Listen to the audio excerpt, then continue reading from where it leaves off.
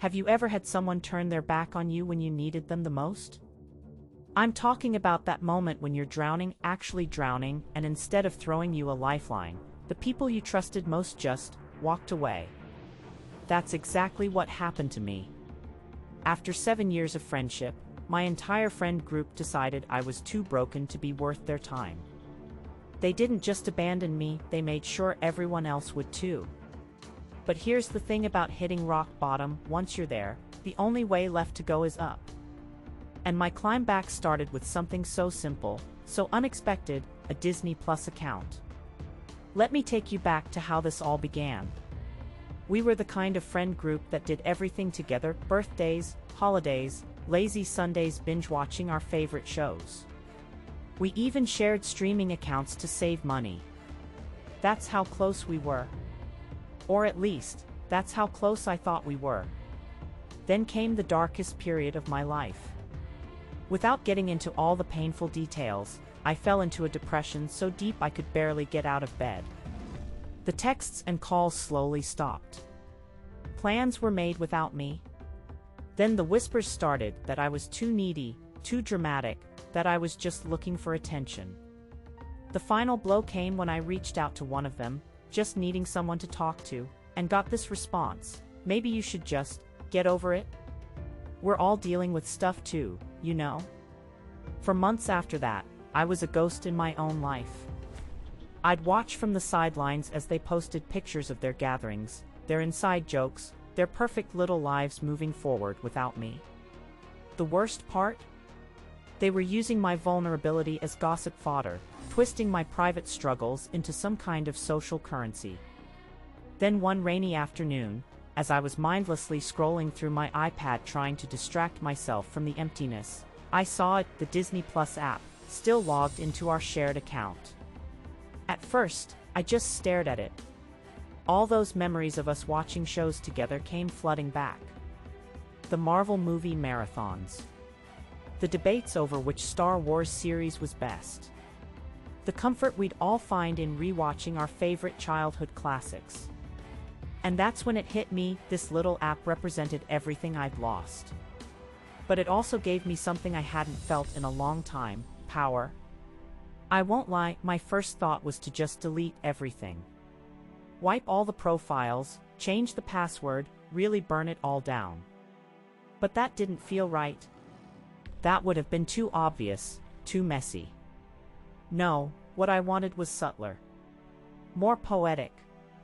I wanted them to feel that same slow, creeping realization I'd felt when our friendship ended, that moment when you notice something's wrong, but you can't quite put your finger on what it is. So here's what I did. First, I deleted every single profile except the parents' account. No need to punish innocent people.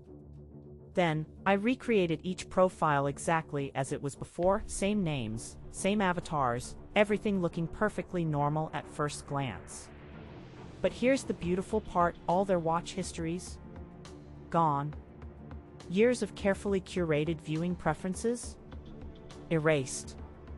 Those perfectly tailored recommendations the algorithm had learned from hundreds of hours of watching? Poof! The genius of this revenge was in its subtlety. It wasn't an explosion, it was a slow burn. They wouldn't notice at first. They'd log in one night to continue watching their favorite show, and sure, they could find it again manually. But that up next cue that automatically plays the next episode? Gone. Those personalized because you watched recommendations?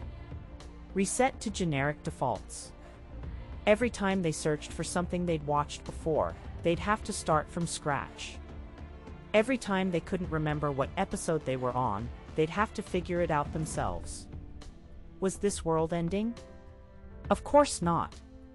But here's what it was: it was a constant, low-grade inconvenience. A tiny splinter in their perfect digital lives. A reminder that even when something looks normal on the surface, something essential might be missing. I'll never know for sure how they reacted.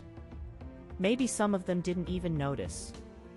Maybe others were briefly annoyed before moving on. But here's what I do know: for the first time in months, I felt something other than pain. I felt in control. I had taken back a tiny piece of power from people who had made me feel powerless. And in that moment, I realized something important. Healing isn't about grand gestures or dramatic confrontations. Sometimes it's about those small, secret victories that remind you you're still here. You still matter. Looking back now, I can see this wasn't really about Disney+. It was about taking something that represented our friendship and reclaiming it on my terms. It was about proving to myself that even when I was at my lowest, I still had the power to make choices, to take action, no matter how small. To anyone listening who's been through something similar, who's felt abandoned or betrayed by people they trusted, I want you to know this: your pain is valid. Your healing is yours to define. And sometimes, the best revenge isn't about hurting someone else. It's about reminding yourself that you're still standing. If this story resonated with you, I'd love to hear about your experiences in the comments. Have you ever gotten creative with your comeback after being wronged? What small victories have helped you heal? And if you're watching this while logged into a shared streaming account, well, maybe take a quick look at those profile settings. Just saying.